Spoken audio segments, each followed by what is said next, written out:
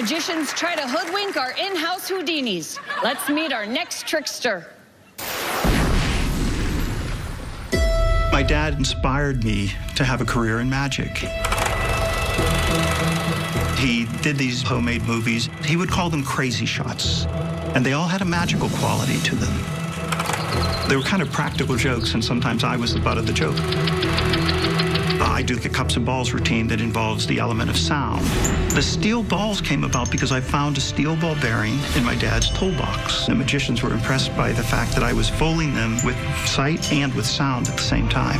Magicians, they're not often fooled because they know the secrets.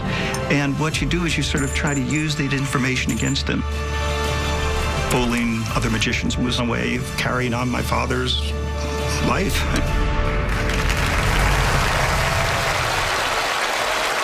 Please welcome Paul Gertner. Thank you. Thank you. Thank you. Allison, would you mind joining me at the table? I have a trick that you've never seen before, and I want you to see it up close. I would love to. Okay. Thank you. Now, Penn and Teller, it's a pleasure to be here, and I brought something special to show you. It might even look a little familiar, because I brought a deck of marked cards.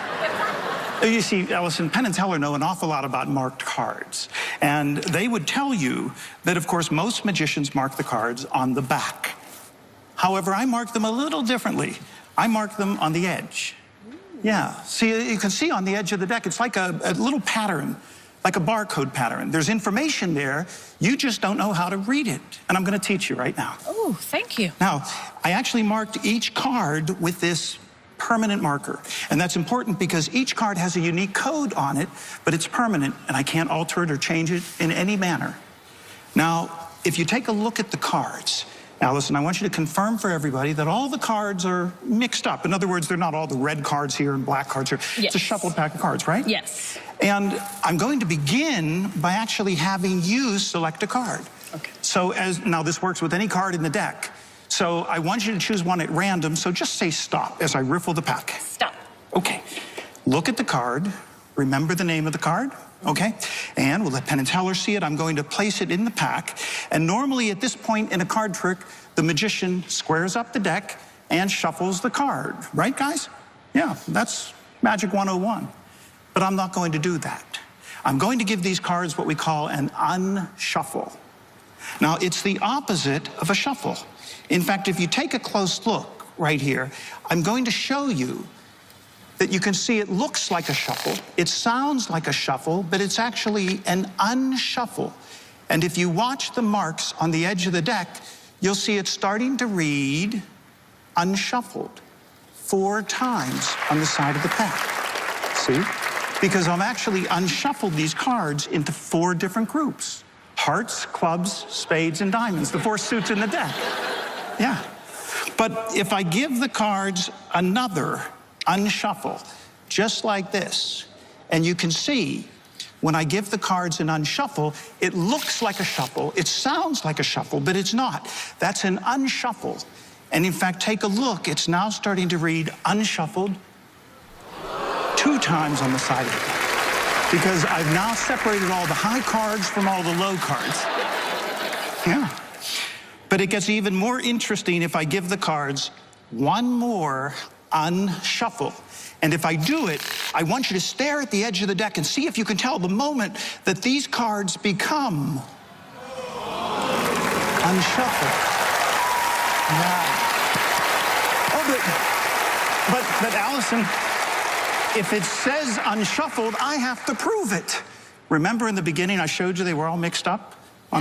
Take a look at them now, because from the ace through the king of hearts, of clubs, of diamonds, of spades, it's a completely unshuffled deck of cards. Thank you. Wow. Thank you. Now, oh, wait. There's one minor detail. In the beginning, you selected a card. Yeah. And it's somewhere here in this unshuffled deck. Now, I could look for your card face up, but they're all in sequence, perfect order. That wouldn't be too difficult to find, and besides, it probably wouldn't fool Penn and Teller. But if I found your card face down, it would be a little more impressive. For the first time, tell me and everyone else, what was the name of your card? The king of spades. if I give the cards one more unshuffle, and if I rearrange almost every card in the pack, except for the top and bottom cards, I think I can hit it. And I did. There it is, your king of spades. Thank you. Thank you. Oh. Penn and Teller. Yes. Penn, I think it's pretty clear at this point. I can find any card in this deck I want to find. And I can also put these cards in almost any order I want them. Look, if I give them one more unshuffle, take a look at now. The cards have been separated, all the red cards and all the black cards. So there's really only one final question answered, and that is, did I fool Penn and Teller? Thank you.